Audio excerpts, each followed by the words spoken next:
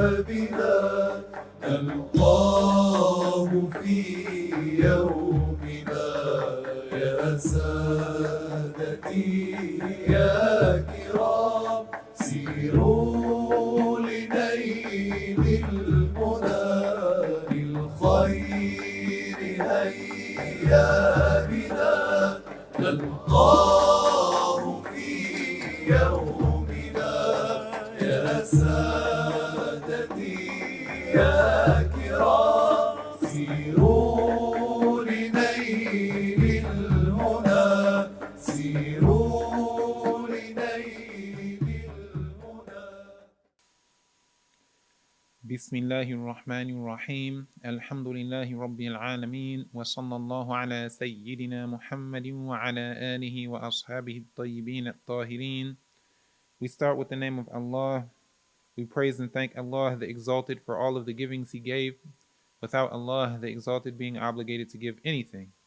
And we ask Allah to raise the rank of Prophet Muhammad sallallahu alayhi wasallam and the ranks of his wives, believing relatives, companions, and those who followed them sincerely until Judgment Day. And we ask Allah to protect the nation of Prophet Muhammad alayhi salatu wassalam from what the Prophet sallallahu alayhi wasallam feared for his nation. Thereafter, in the previous session, we talked about matters that are prohibited for the person who is in a state of ritual impurity. Certain things, if a person broke their wudu, they are not allowed to do. Certain things, if a person was in a state of major ritual impurity due to sexual intercourse or ejaculation, they are prohibited from. And certain things that a woman who is in a state of menstrual bleeding or postpartum bleeding she would be forbidden from. So after mentioning those matters, we will continue on to the section pertaining to removing najis filth. Removing najis filth from the body and from the clothing and the place of prayer and what one carries is a condition for the validity of the prayer. If a person had an unexempted najis filth on their body, then and they prayed like that, their prayer would not be valid. Or if it was on their clothes, or if it was something that they were carrying, so technically it didn't contaminate their body, it didn't contaminate their clothes, but they had it on their person, like a bottle in their pocket, for example, then their prayer would not be valid. In addition to that, the one whose prayer surface is contaminated with an unexempted najis filth in a way that they would contact that surface, that contaminated surface during the prayer, then also this would deem the prayer as invalidated. Their prayer would not be acceptable. It would not be sufficient. As for the one who had najis filth adjacent to them in the prayer, without them actually contacting it, they're not touching it with their clothing, they're not touching it with their body. Rather, it was close to them, or facing them, or opposed to them, for example, or parallel to a part of their body on the floor, then that would not deem the prayer as invalid. An example of this is for one's chest to be adjacent to najis filth that was on the floor while a person is in the sujud or the bowing position. If a person bowed and there was najis filth right down there on the ground, so his chest was facing the najis filth, or when he made sujud, he got down on his hands and knees and feet and put his forehead on the ground, just facing his chest, parallel to his chest on the ground, there was some najis filth. However, he didn't touch it at all, then his prayer would still be valid. Among the conditions for the validity of the prayer is to clear the najis filth if one carries it in the prayer, is to be clear of najis filth if one carries it in the prayer. such as a bottle or a sheet that was najis filthy that one carried in one's pocket. If a najis filth like blood, urine, feces, vomit, pus, um, alcohol that's from fermented fruits, for example, these matters. The dead animal, other than the properly slaughtered edible animal, the animal that is considered meta, the najis filthy animal, or the dog, or the pig. These matters, if this najis filth contacts one or what one carries, one's prayer is invalidated unless the najis filth is thrown away immediately without engaging it with one's hand, for example, or one's sleeve in a way that is considered carrying it. Or if it was an exempted najis filth, and a najis filth that the religion deems it would not invalidate one's prayer for one to be stained by it. An example of that is the blood of one's own wound. If one had a wound on their body and so there was some blood coming from that wound, then that would not invalidate the prayer. Thus, the prayer of the one who, while praying, najis filth contacted him, whether it was his body or the garment he wears. Let me start again. The prayer of the one who, while praying, najis filth contacted him, the garment he wears, or something he is carrying, is invalidated. So his prayer would be invalidated unless he got rid of that najis filth immediately, unless he removed it immediately without carrying it. If he could get that najis filth off his body, the najis filth itself, the bulk of it, without his self still being contaminated with that najis filth, then if he did that immediately, his prayer would still be valid. If he didn't do it immediately, his prayer would be invalidated.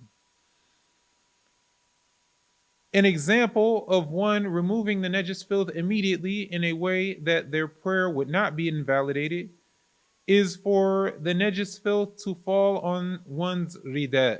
The rida is this cloth, this piece of cloth.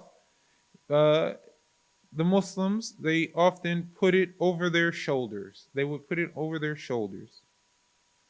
So if najis filth fell onto one's rida or shawl, and he dropped it, he removed it immediately. Not with no delay, he removed it immediately by, for example, shaking his arm or shaking his shoulder.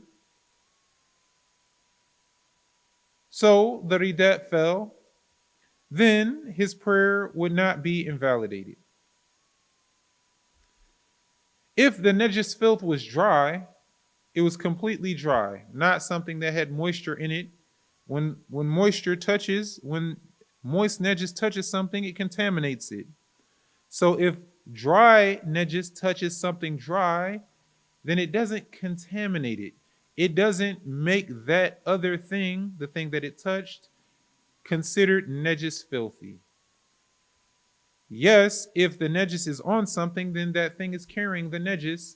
But if that thing was dry and the najis filth was dry, and the dry najis touched the dry area, then that najis wouldn't actually contaminate the dry area of what it contacted.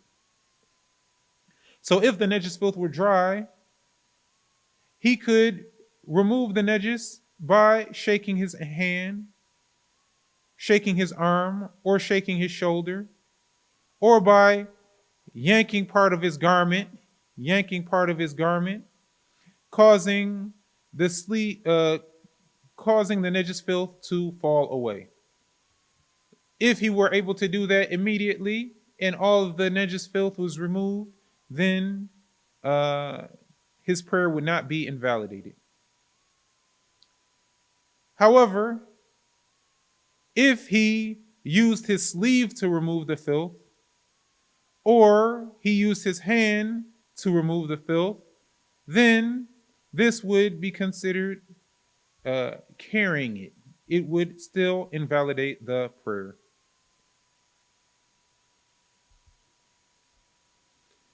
As for the moist najis filth, the najis filth that contain moisture,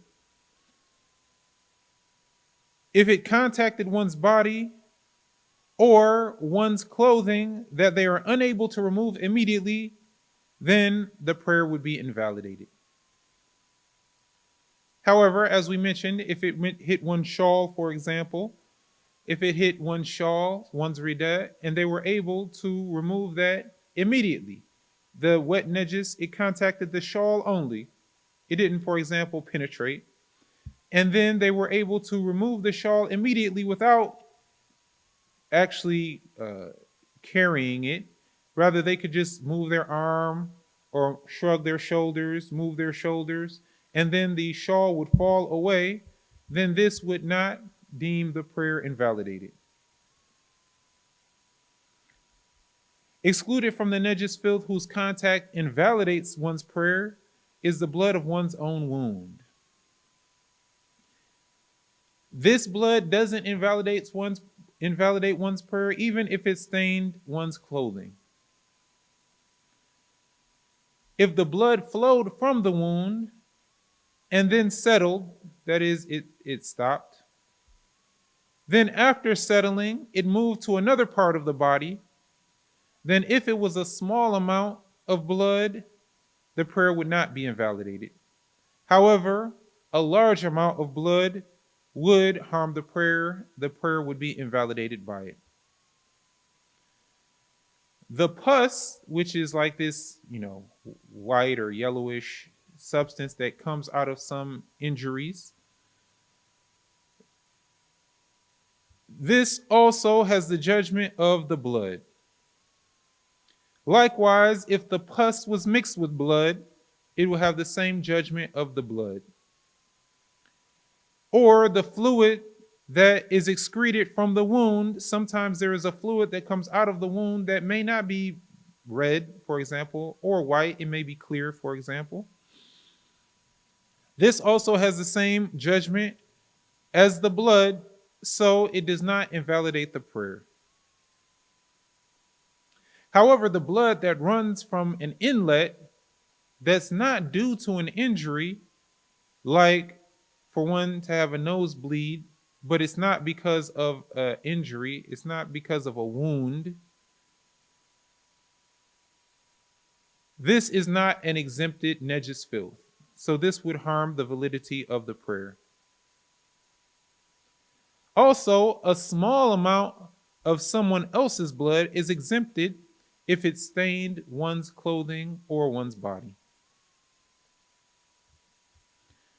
The Sheikh mentioned that it is obligatory to remove the najis filth that is not exempted by removing its physical entity, yani its bulk, its volume, and attributes, taste, color, and smell. Those are the attributes, with purifying water. For the validity of the prayer, to remove the unexempted najis filth is mandatory, and it's a condition. And we mentioned what a condition is. Inshallah, you remember those definitions. But I'll say it, that it is not a part of the deed, that the deed is not valid without. So, for the validity of the prayer, the najis filth, the unexempted najis filth, must be removed. As for the exempted najis filth, like the blood of one's own wound, it is not a condition to remove it. Removing the najis filth is by removing its volume, its entity, and attributes, including its taste, color, and odor. As for the trace of the color of najis filth that remains on a garment after washing it well, then if only the color remained, that would be overlooked. If one washed the area well, they removed the smell, they removed the taste, but only there was some color remaining, then you would actually judge that as pure. You would judge that area as pure. Thus, even if the color remained, that is, the color alone remained, prayer would be valid in its presence. Likewise, the smell, if the smell alone remained, if one washed the najis filth, they removed the volume of it, they removed the bulk of it, the physical entity, and they removed the color, and they removed the taste. However, there remained a smell, then likewise, this area would be judged as pure.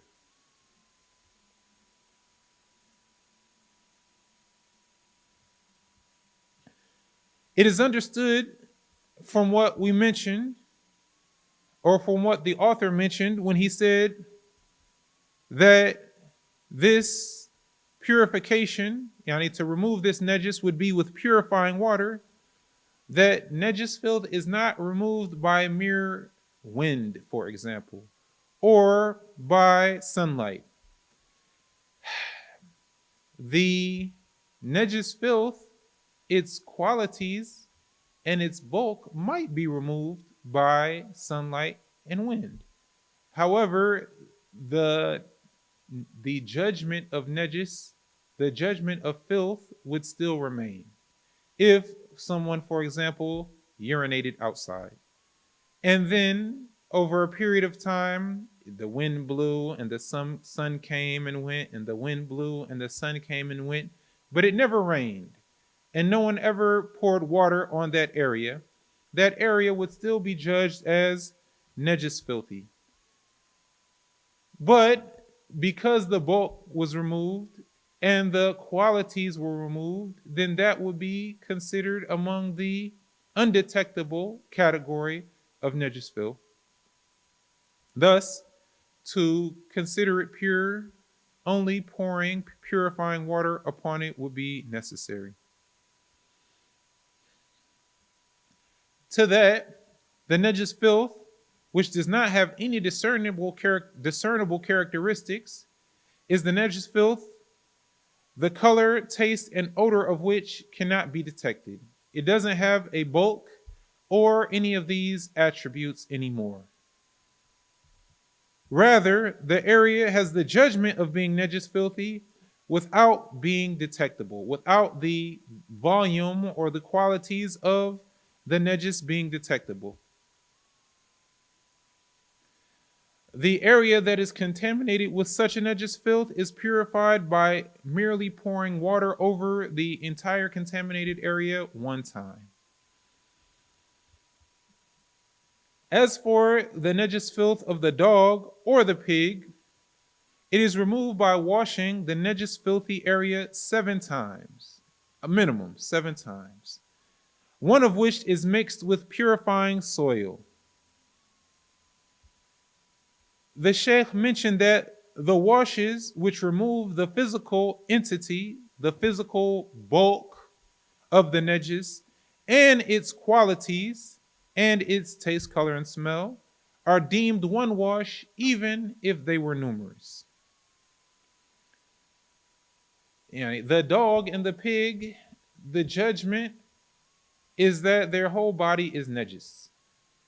And some of the scholars mention that the whole body of both are najis.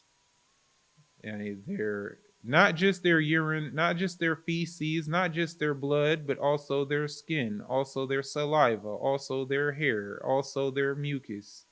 And all of them, their whole body is najis filth. So if a person touched a dog with a wet hand, then their hand would be contaminated. Or they touched a wet hand, or if they touched a wet dog with their dry hand, then their hand would be contaminated. Or if a dog, or a dog, for example, dripped saliva onto one or licked one. Likewise, a pig. If a pig licked one, or some of its body fluids got onto one, even if it wasn't the urine or the feces, this would be considered najis filthy. So to remove it, one must wash the area, but unlike other types of najis, this area must be washed 7 times minimum, and one of those washes would be mixed with soil. This is for one to add soil to the water until the soil made the water murky. It gets very cloudy. It's no longer totally like transparent, for example. Then, if this murky water reached all of the contaminated area that was stained by the pig or the dog nejas, and overall the washes were 7, meaning that there were 7 washes, then that would suffice. What is obligatory, and what is necessary, is that at least one of the washes would be mixed with purifying soil.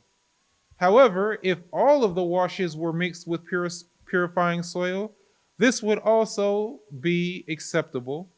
And this is because pure soil mixed with purifying water does not take away the purifying quality of the water.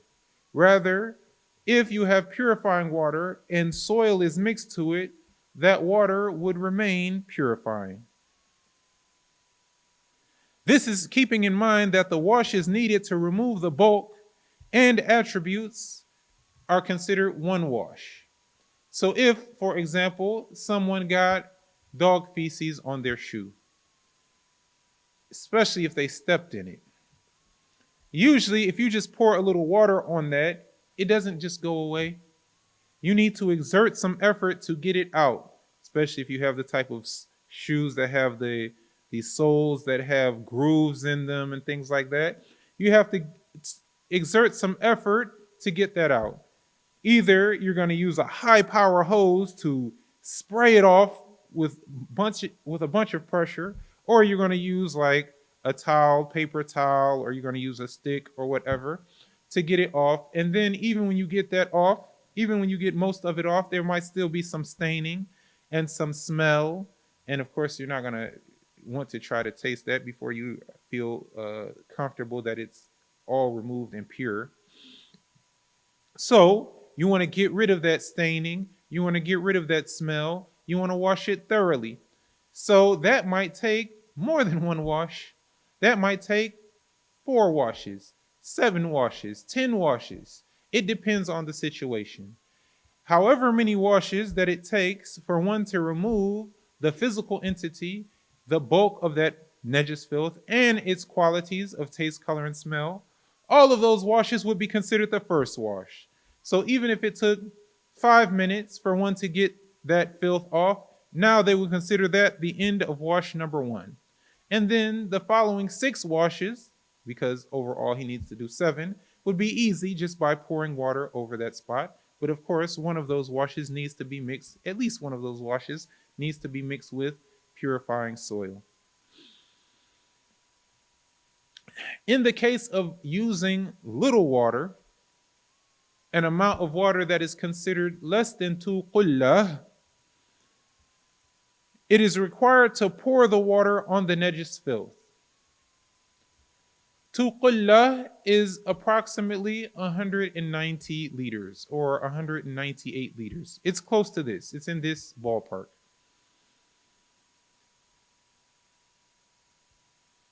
However, there's no difference here in the case of if the water was poured from above or if it flowed up and flowed over it from below.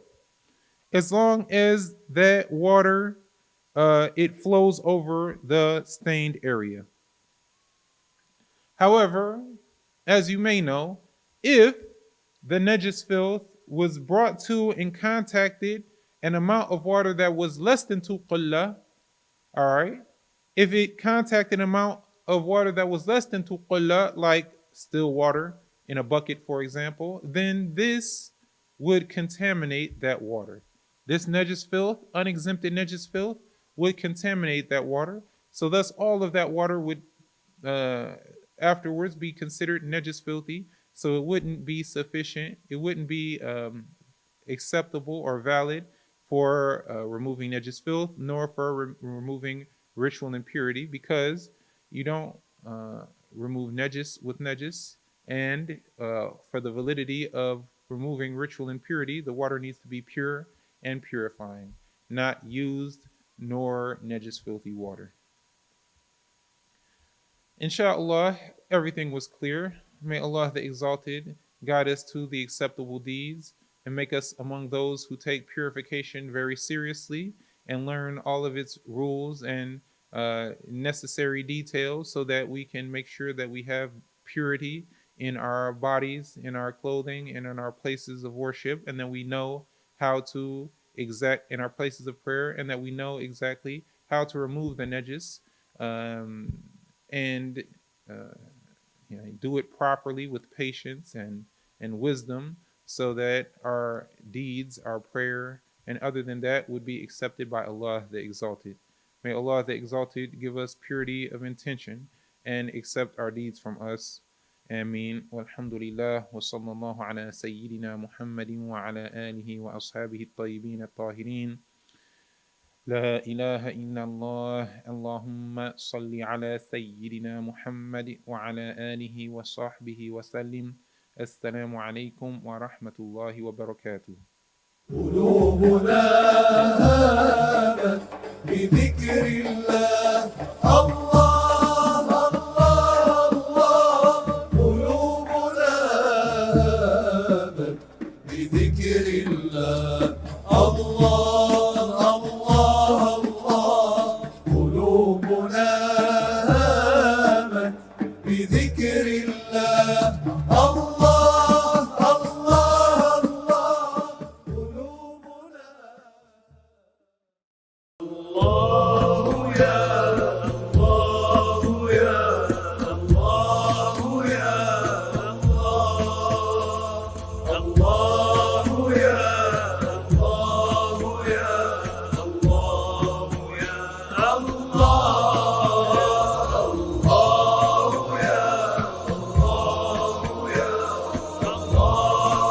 يا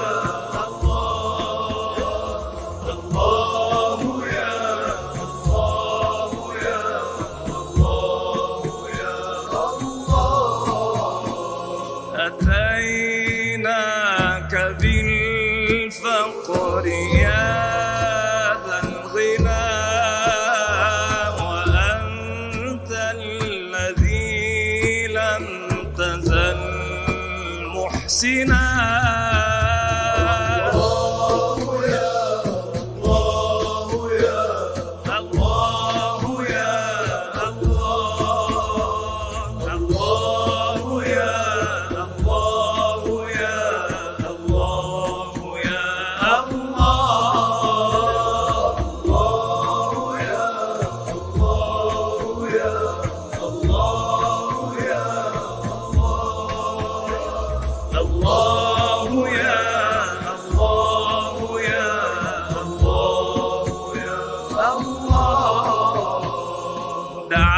دعوناك فرحا ويسر لنا سبيل الرشاد وجود بالهنا.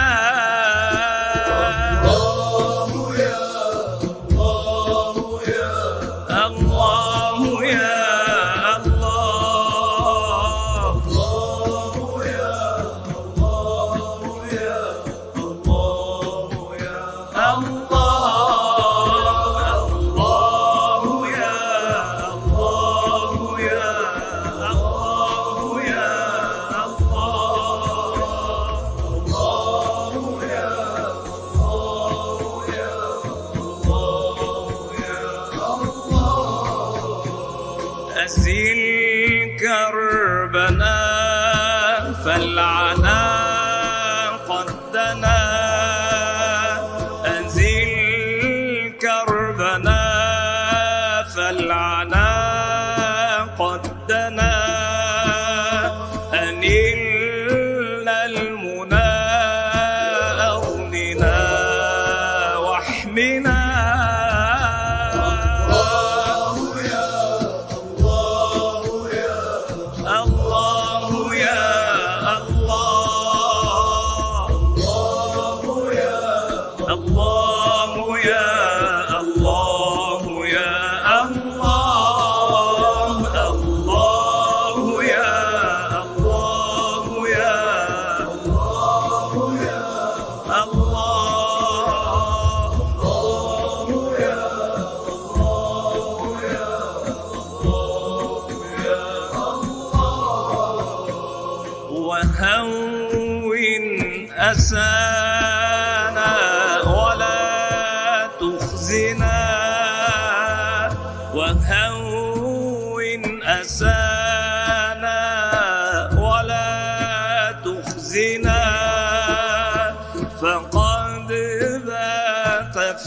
حين الأسى محزنا. الله يا الله يا الله يا الله، الله يا الله يا الله يا الله،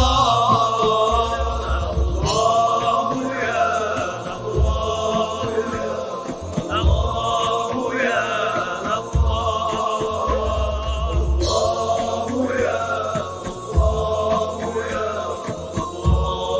يا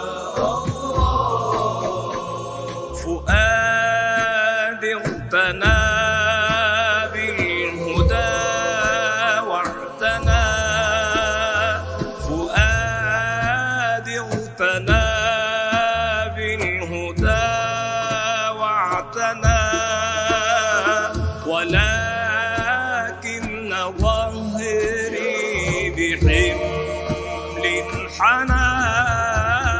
الله يا الله يا الله